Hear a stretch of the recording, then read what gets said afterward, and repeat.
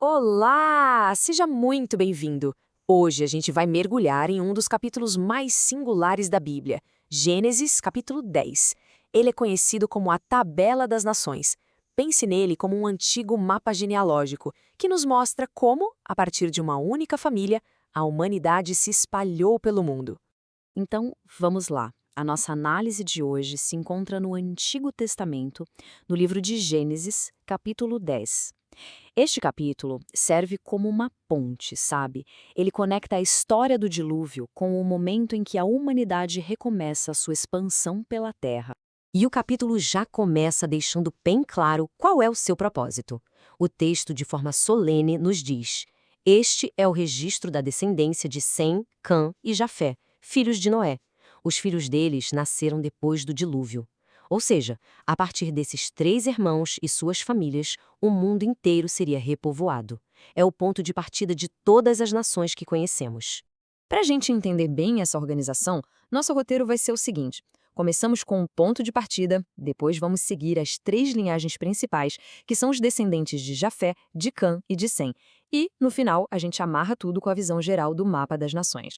Vamos começar então com Jafé, o primeiro filho que o texto detalha.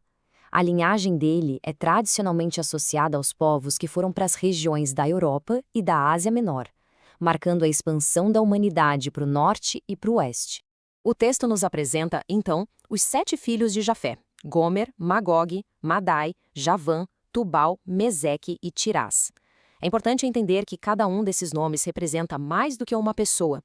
Eles são considerados os patriarcas de futuros povos e nações que viriam a moldar a história. E a árvore genealógica continua crescendo, claro. A gente já vê a segunda geração se formando. As famílias começam a se ramificar a partir de Gomer e Javã. Isso ilustra bem o crescimento da população, com novos clãs se formando e se preparando para se espalhar. E a parte sobre Jafé termina com essa síntese bem poderosa, lendo de forma solene. Deles procedem os povos marítimos, os quais se separaram em seu território, conforme a sua língua, cada um segundo os clãs de suas nações.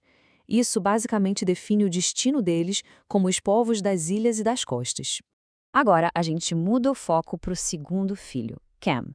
A genealogia dele é bem mais detalhada e nos conecta a algumas das civilizações e figuras mais famosas do mundo antigo, especialmente na África e no Oriente Médio. Os filhos de Cã foram Cuxi, Misraim, Fute e Canaã. E olha, a partir dessas 4 linhagens vão surgir reinos poderosíssimos como o Egito e a Etiópia, além, é claro, dos famosos povos canaãs. É aqui que a narrativa dá uma virada bem interessante. O texto para de ser só uma lista de nomes e foca em uma pessoa específica. Da linhagem de Cuxi surge Nimrod, que é descrito como o primeiro homem poderoso na Terra. A introdução dele já vem com um tom de força e de importância. A fama de Nimrod era tão grande que virou até um ditado popular. O texto diz: ele foi o mais valente dos caçadores, e por isso se diz valente como Nimrod. Ele não era só um líder qualquer, ele era uma verdadeira lenda. E Nimrod não era só um caçador, não. Ele era um verdadeiro construtor de impérios. A lista de cidades que ele fundou é impressionante. Lá em Sinear, no coração da Mesopotâmia, ele estabeleceu Babel, um nome que, aliás, vai ser central no próximo capítulo. Depois, ele expandiu seu reino para a Síria, fundando a poderosa cidade de Nínive. A lista continua nos apresentando outros descendentes muito importantes. De Misraim, por exemplo, vieram os filisteus, que mais tarde se tornariam grandes adversários de Israel. E de Canaã surgiram os clãs cananeus, como os jebuseus e os amorreus, que eram os povos que habitavam a terra prometida. E assim como na sessão anterior, a genealogia de Cã é encerrada com aquele resumo formal, organizando todos esses povos por clãs, línguas e territórios, mostrando a enorme influência da sua descendência. E finalmente, chegamos à terceira e última linhagem, a de Sem. E essa aqui é crucial para toda a história que vai se desenrolar na Bíblia, porque é através de Sem que vai ser traçada a linhagem de Abraão e, consequentemente, do povo de Israel. O texto até faz questão de destacar que ele é o antepassado de todos os filhos de Éber. A estrutura aqui é bem parecida. Primeiro os filhos, depois os netos. A linhagem principal para a narrativa bíblica passa por Arfaxade, que gerou Salá, e Salá, que por sua vez gerou Éber, uma figura central para o povo hebreu. E aqui, mais uma vez, a genealogia dá uma pausa para nos contar um detalhe fundamental.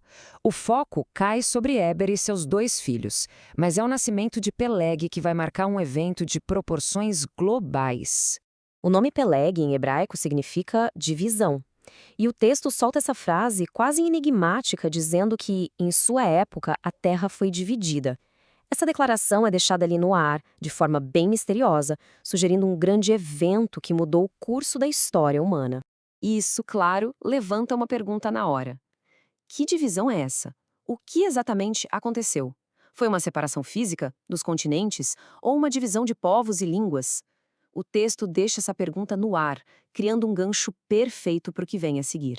E a sessão de 100 termina, assim como as outras, com aquela fórmula que organiza toda a sua descendência, consolidando a parte dele no grande mapa das nações. Bom, agora que nós passamos pelas 3 grandes linhagens da humanidade, vamos juntar todas as peças e ver o quadro geral. O capítulo termina com uma conclusão muito forte que amarra toda essa genealogia complexa. O último versículo resume tudo de forma majestosa. Com toda a solenidade, o texto declara: são esses os clãs dos filhos de Noé, distribuídos em suas nações conforme a história da sua descendência. A partir deles, os povos se dispersaram pela terra depois do dilúvio.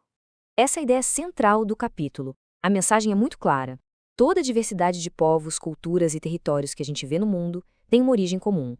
A humanidade começou unida na família de Noé e a partir dali se espalhou. E isso nos deixa com uma pergunta fundamental. Fica aquela pulga atrás da orelha, né? Se todo mundo veio de uma única família, por que hoje existem tantas nações e línguas diferentes? O capítulo 10 descreve a dispersão, mas não explica a origem dessa confusão de idiomas. A resposta para essa pergunta? Bom, ela está no próximo capítulo, com a famosa história da Torre de Babel.